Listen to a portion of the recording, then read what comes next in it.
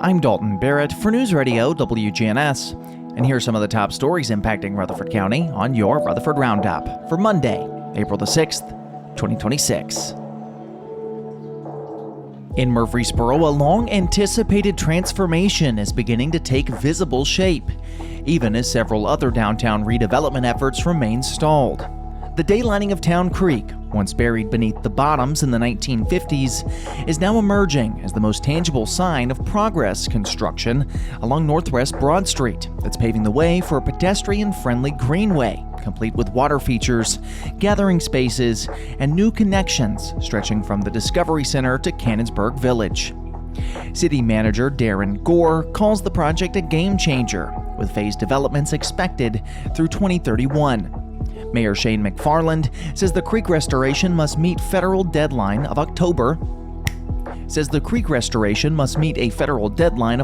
of 2026, with early public access possible by fall. Meanwhile, projects like the old Methodist church redevelopment and the Keystone project continue to face delays, leaving Town Creek as the clearest sign that Murfreesboro's downtown vision is finally moving forward. As Murfreesboro pushes ahead with growth, Smyrna police are urging caution following a series of suspicious encounters. Reports indicate a man has been approaching women sitting in vehicles near the Sam Ridley Parkway Kroger, claiming there's an issue with their cars and attempting to get them to open their hoods. Authorities say no one has complied and all individuals have remained safe. The suspect is described as a clean-cut black male, possibly working with another individual tied to a dark gray Subaru Legacy.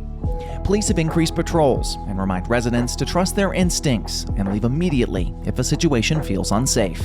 In Rutherford County, 3 adults charged in connection to a deadly 2024 robbery are set to appear in court later this month as the case continues to move forward.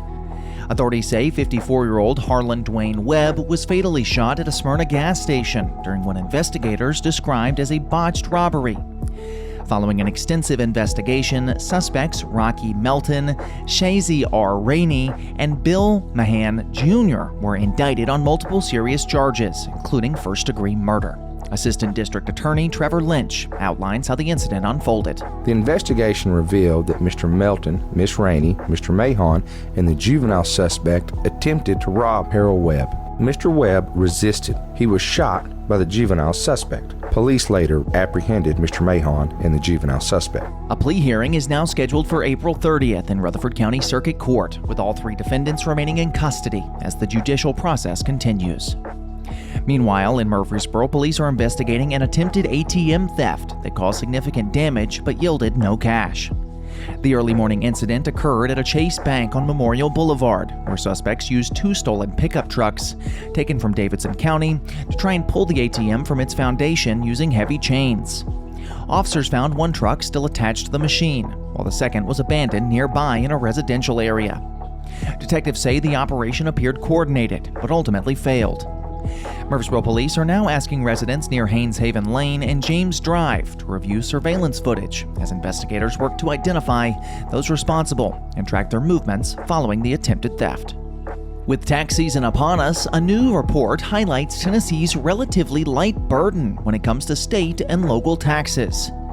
According to a Wallet Hub analysis, the volunteer state ranks 3rd lowest in the nation for overall tax burden, with particularly low marks for property taxes and no state income tax contributing to its standing. Experts say its favorable tax climate has helped drive population growth and economic expansion in recent years. However, Tennesseans still face one of the higher sales and excise tax burdens in the country, ranking 7th highest in that category. Even so, compared to more heavily taxed states like Hawaii and New York, Tennessee continues to stand out as a more affordable place to live, including residents across Rutherford County. At the same time, a growing legal battle over so-called prediction markets is raising new regulatory questions in Tennessee. These platforms allow users to wager money on outcomes ranging from elections to sporting events, blurring the line between forecasting and gambling.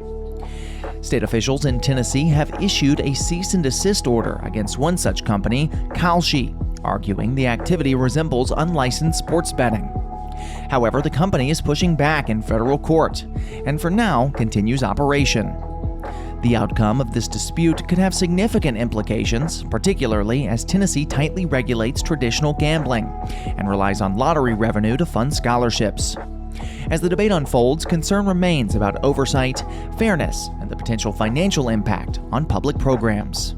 That's all for now. For updates on these, as well as many more local news stories, be sure to check out our website, WGNSradio.com. You can also follow us on social media at News Radio WGNS on Facebook, as well as X.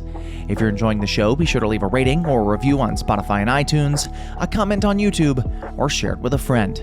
I'm Dalton Barrett for News Radio WGNS, part of your Good Neighbor Network, and I'll talk to you later.